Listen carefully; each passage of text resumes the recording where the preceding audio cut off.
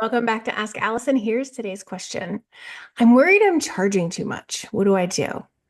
So first, I'd like to thank Therapy Notes for sponsoring Ask Allison. I have talked about Therapy Notes for years. I know their features by heart. You probably do too, but I want to talk about what truly sets them apart. They genuinely care about your experience. It is not just about troubleshooting. They actively implement user suggested features like their new AI notes and automated client payments. Everyone at Therapy Notes believes in the product and wants you to love it too. Plus, they're independently owned, which means no venture capital and no pressure to prioritize investors over customers.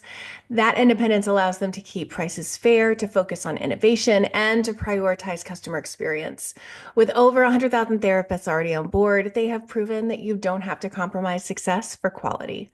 If you're ready to see for yourself, try Therapy Notes free for 2 months with the code ABUNDANT at therapynotes.com. All right, so I get it. The question can be really uncomfortable, and I want you to know it's okay if you've been questioning if your fee is too high, but here's the thing. It's not a simple yes or no question and answer situation. There are two distinct groups of people when it comes to this issue, and today we're going to talk about the group that might actually be charging more than they should. If the fee doesn't feel right for you, it might actually be too much. But before you start stressing out, let's break it down. I want to first acknowledge group one.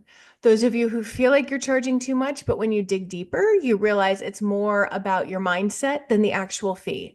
This is the vast majority of people who are wondering if their fee is too high. This group might be dealing with imposter syndrome, feeling like they're not good enough, or the fear that no one's actually going to pay the price they're asking. They might not be getting a ton of clients at that fee, and so they're wondering maybe the fee is the problem. The fee is not the problem, it's your marketing. And while these feelings are real, they don't mean your fee is too high. You just need to get comfortable stating it and seeing that clients are, in fact, happy to pay it when your marketing is on point. This is where the fear of rejection or judgment comes into play. It is natural for people in group one to feel that the way they feel, to feel the way they feel when they raise their rates. But I promise you, when you keep practicing saying your fee, you keep seeing it's not leading to rejection because your marketing is solid, you're going to find your rhythm. Eventually, you're going to settle into a place where saying your fee feels comfortable. And if you're in group one, I strongly suggest getting some support, whether that's the Abundance Party or one of our other programs. It does get easier over time to raise your fees and to market so that people pay them. And there's usually some deep mindset stuff that you can work through. All right.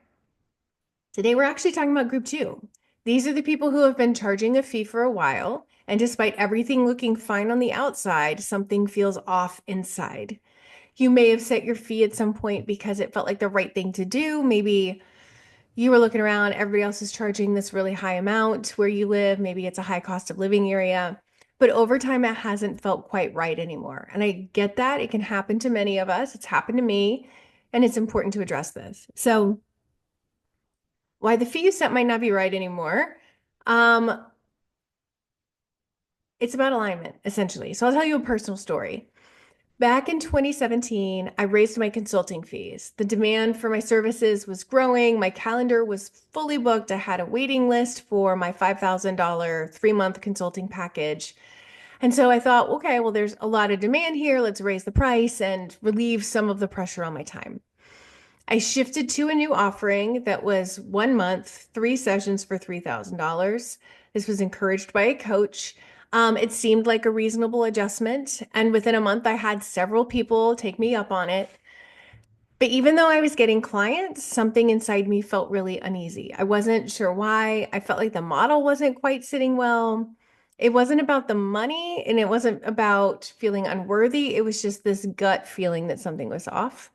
And I tried to ignore it. I tried to like just push through it because this is what we do in business, right? We push through discomfort.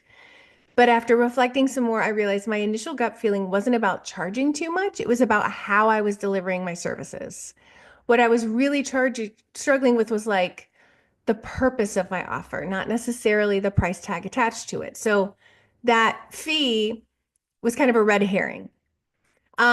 The more individual work I was doing with clients with consulting, the fewer resources I had to serve a larger group of people. My business was growing, but the way I was delivering my services didn't align with my purpose anymore. My purpose wasn't about working with just a few clients at a time. My model was about helping more people build successful practices. So by sticking to an individual model, I wasn't able to do that. I was limiting myself. So despite the fact that my fee wasn't necessarily too high, it was still not aligned with what I wanted to offer and the impact that I wanted to have. And it led to this huge shift. I decided to retire my individual consulting packages for a while, and I created the Abundance Party. And that shift allowed me to serve a much larger audience at a much more accessible price point. And it felt really expansive. It felt aligned with my purpose. In full transparency, I was able to make more as well. And once the Abundance Party was really rolling, I could consider offering individual again, but not until I felt like the party was out there able to help the people who couldn't afford like individual consultation. So here's the thing. When you are in business for yourself, it is not just about what you charge, it's how your fee aligns with your vision for your work and your life. If your fee feels off, it's not necessarily that you're charging too much, but it may be. It's because the offering might not be right for where you are in your business and what you're wanting to do. So if you're feeling like your fee is not aligned, whether it's a red herring or your actual fee, um, I want you to do some self-reflection. First, I do not want you to mistake not getting clients, and I've said this a few times already, not getting clients is not the same thing as having your fee being misaligned. Um, you're not getting clients at the fee that you're at because you haven't honed in on your marketing well enough. That is a sign you should join the Abundance Party, not change your fee. Let's break down what to do if it truly is a fee alignment issue. I want you to do the inner work. The first step is always to take a hard look at your feelings.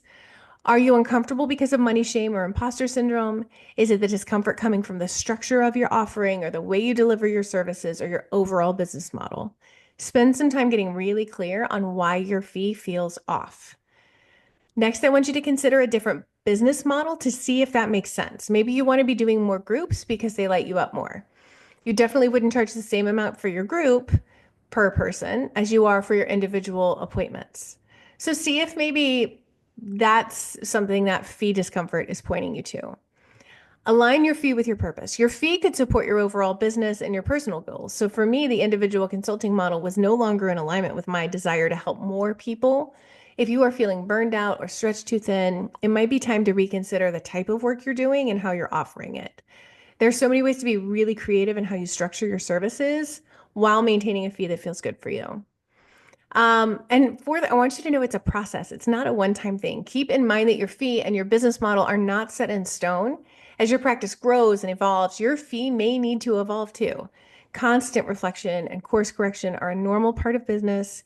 You may need to adjust your pricing or your offerings as your practice matures, as you offer different things. That's okay. It's just a part of creating a business that really aligns with your needs and values. And I think it's really great to have some discomfort that pushes you to look at that so that you're not just in this career doing the same exact thing for 30 years. So at the end of the day, the fee you charge should feel expansive. It should feel aligned with your personal goals. It's likely to feel uncomfortable when you first increase your fee, but if you are getting clients and you've had your fee for a while and it is still feeling confining or uncomfortable, listen to that inner voice and see what might be underneath it. Whether that means raising or lowering your fee, remember you are worthy no matter what you charge. Your value is not tied to the price that you put on your services. It's about the work you do, the impact you have on your clients. There's no amount of money that we can actually put on the life-changing work that we do. If you're struggling with pricing or you want some guidance on how to navigate it, I've created a worksheet to help you explore your own fee structure, make the right decisions for your practice. It's the Setting Your Fees worksheet. It's completely free. DM me the word sheets to receive this week's worksheet, and I'll send you that link. And it has all the other previous free worksheets too. If you need help with any of this, the Abundance Party has your back. You can afford it. It is very affordable. So I want you to DM the word party if you're on social, or if you're listening to this on the podcast, I want you to look at the show notes and click the party link. Thanks for tuning in. I will see y'all later.